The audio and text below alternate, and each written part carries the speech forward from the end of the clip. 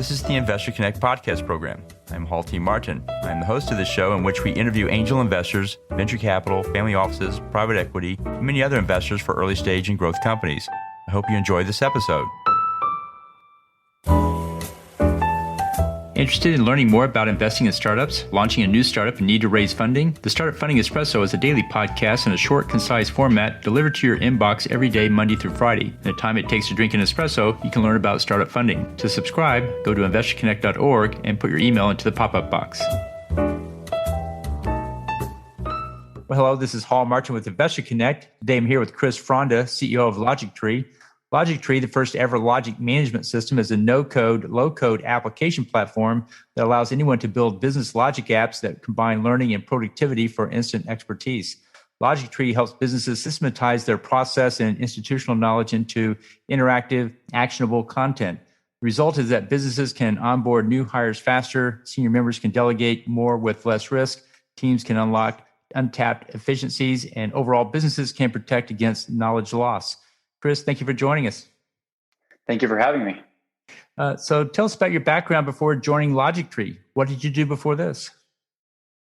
Yeah, so a real quick synopsis. I was a physics major in college, turned mechanical engineer, and I worked for National Instruments here in Austin, now NI. I worked as an application engineer for 2 years for them, doing support for their products. And then I was a product manager for 2.5 years for one of their product lines. And during that time, my job revolved around coordinating sales, marketing support, and manufacturing for my product line.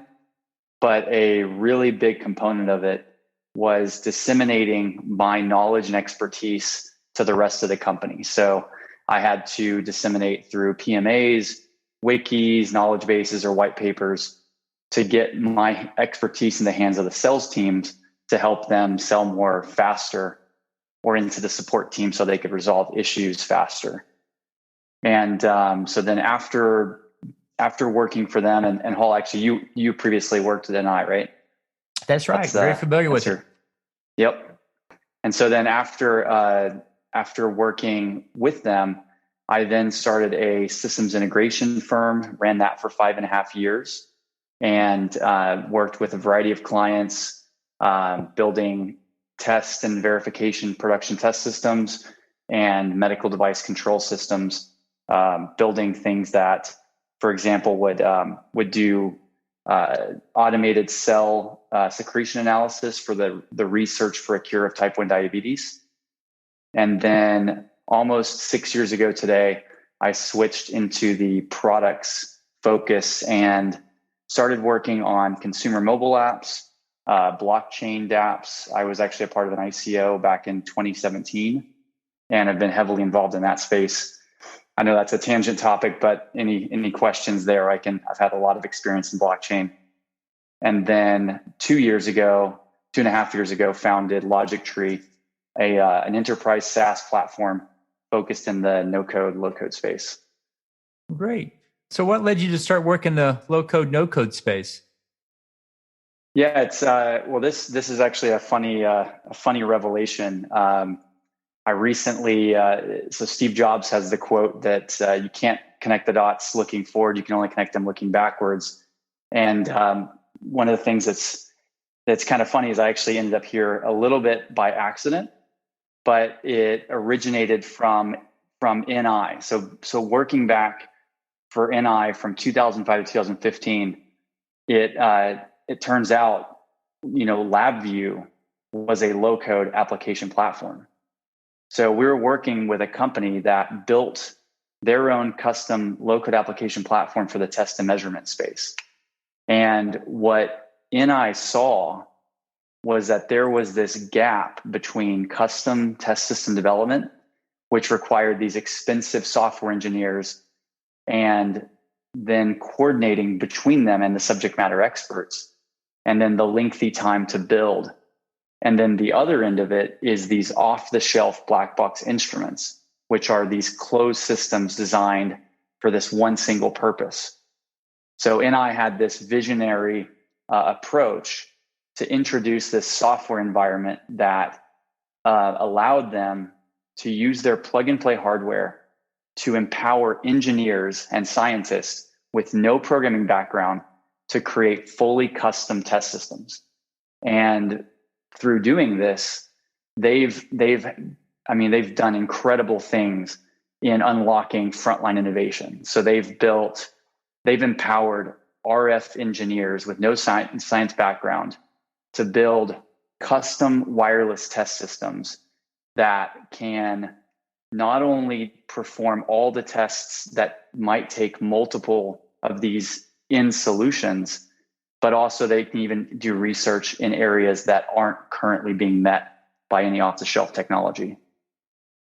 So it's a bit funny to see how, working with them for 4.5 years, then working with them for 5.5 years as an alliance partner, and then if you fast forward through 4 years of working in completely different spaces like mobile and blockchain and other technologies, I found myself starting without the intention originally a low-code application platform.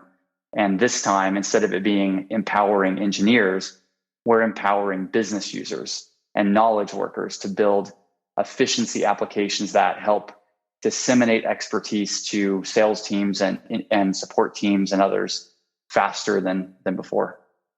So you see this as a way of expanding access to technology from people that are not trained as computer scientists and expanding the market, or how do you view it? That's exactly right. I mean, it's the same concept of bringing, the no code, low code space is not necessarily something new, right? Because that's what, LabVIEW was back in the 80s and still continues today to be the empowering technology for engineers who don't have that background. And then what's happening today in the space is building mobile applications and web applications and dashboards that achieve the same goal. So what's your advice for people investing in the low code, no code space? I have a few pieces of advice, and it's maybe more informational about just what's happening in the space.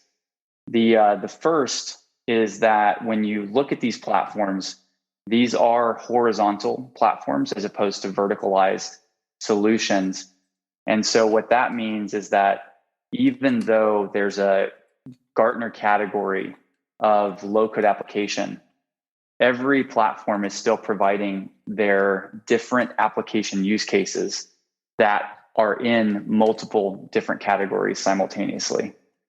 So it certainly is a different type of business model to have these companies creating almost an overlay on top of multiple Gartner categories simultaneously. And as a result, a lot of them, including ourselves, are claiming that we are creating an entirely new category by doing this. And I think that's important to understand because it speaks to market size and potential. Each of these platforms able to play in multiple categories means that the total addressable market is a bit more defined by the number of categories you can play into, and in the different ways that they're approaching it. So a lot of potential there from that side of it. So you're saying the platform addresses a much larger total available market because it's not just one application; it's the continuation of all the applications that it can cover, which could be quite a bit. That's exactly right. Yep. Because these are focused on, instead of the single point solution that many companies are selling, like a sales enablement technology or just any type of a pointed solution. These platforms allow for the rapid custom development of a solution tailored to a business's exact needs in those same spaces. And I will say, and that's actually why maybe a second piece I'll mention is that because these platforms are horizontal and they apply in many different areas, they also are growing across different areas and extending what they're doing. So from an institutional investor side, From the funds that I've spoken with, they are making one bet and only one bet in the space. And once they place that bet, they're considering themselves conflicted out because of the potential for every platform to essentially grow into the areas that other platforms are in. So let's talk about the industry. What stage are we in right now on the business side? Are we at the early stage, or are we maturing? What exactly is it, and how do you see the industry evolving from here? Yeah, it is evolving rapidly. I would say that we are. There's already a lot of players in the market that have pretty big market caps and market share. Microsoft Power Apps is one of the bigger players, and it is a race to market adoption. I happen to have a contact internally at Microsoft who works in that specific team, and according to her, they are giving away licenses as aggressively as they can to try to get the rapid adoption of their platform. So it's definitely there's lots of investments being made, both with investors, but also these larger platforms to really get that market share. And go ahead. So what is the growth rate of the sector right now? Well, the growth rate is, according to some of the stats, so according to Gartner, we are going to see a 23% growth rate this year to be at 13 billion. By 2023, 50% of medium to large enterprises will have adopted one. And by 2025, half of all the new clients will come from business buyers outside of the IT organization. So it's definitely growing quite rapidly. Great. And so how many companies are engaged in it today? You mentioned Microsoft, but who else? Yep. Microsoft, Appian, OutSystems, QuickBase, lots of big enterprise players. And then there's the other players like Airtable, AppSheets, Smartsheets. There's a lot of these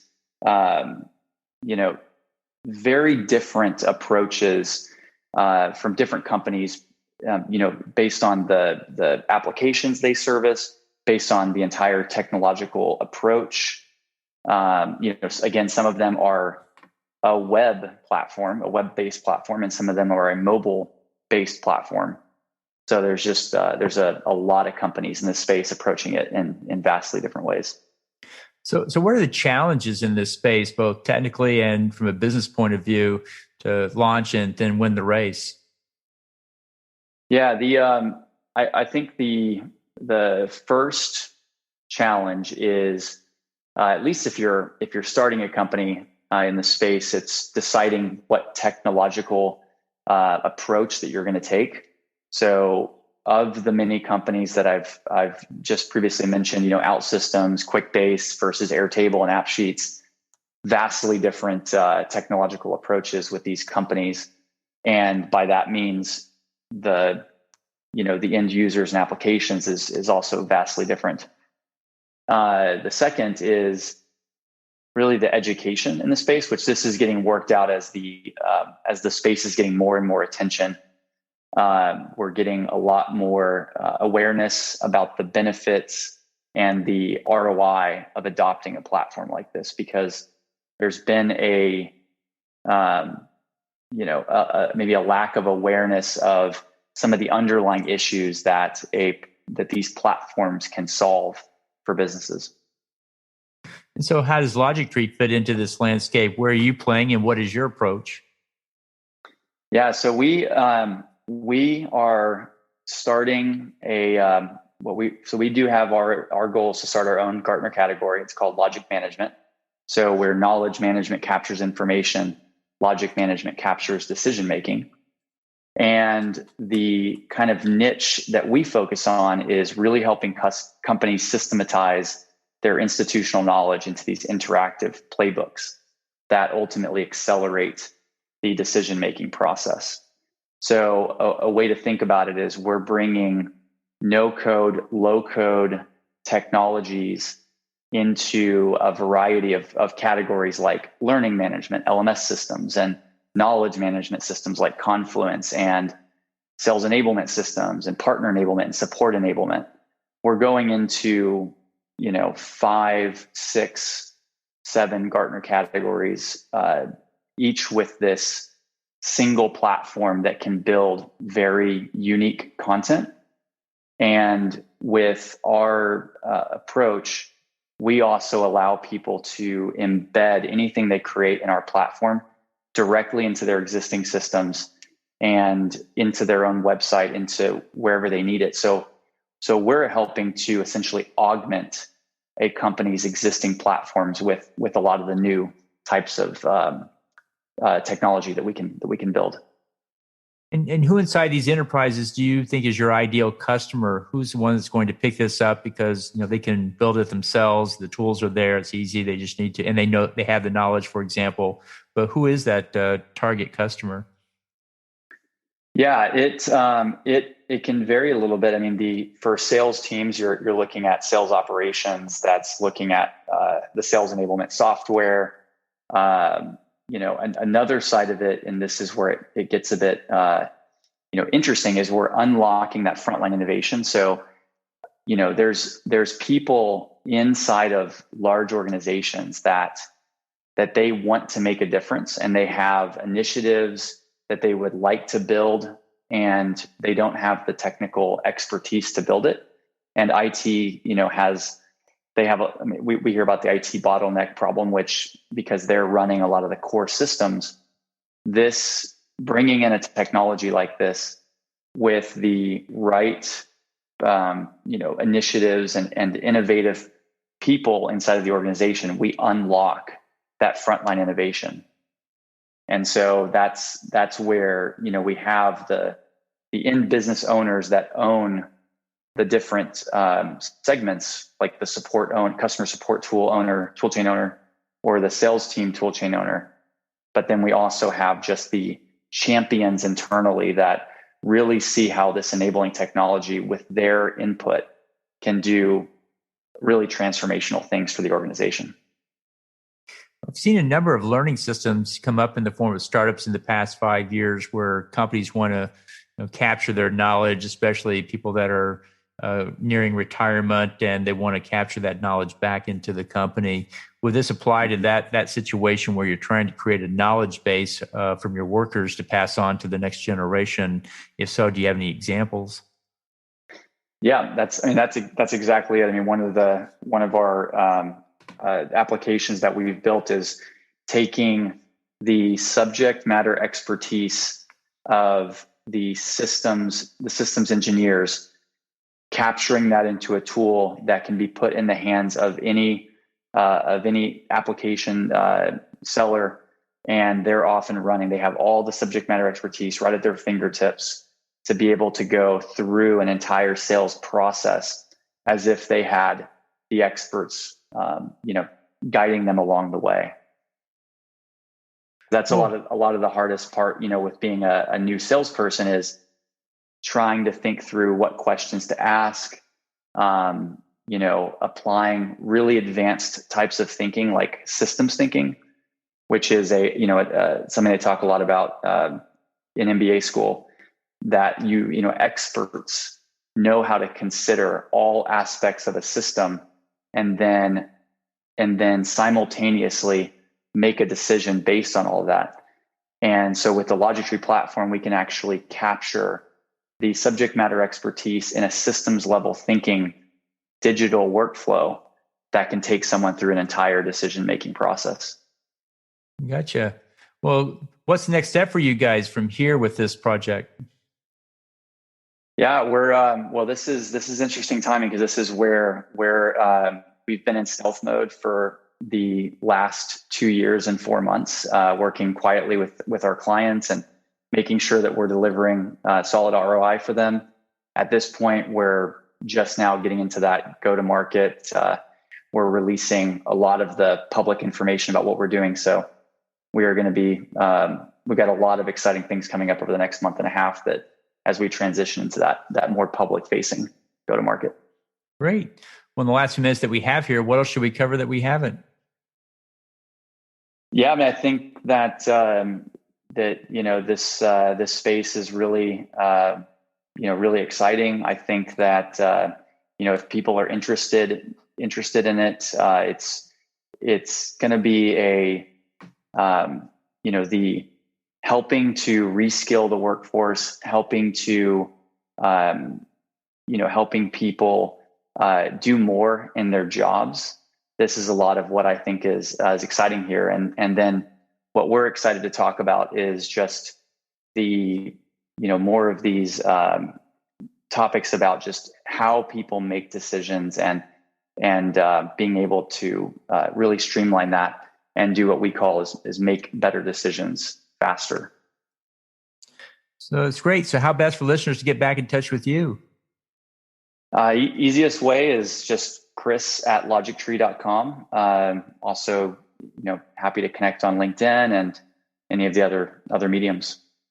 Great. We'll include those in the show notes. I want to thank you for joining us today and hope to have you back for a follow-up soon. Sounds great. Thank you. Investor Connect helps investors interested in startup funding. In this podcast series, experienced investors share their experience and advice. You can learn more at investorconnect.org.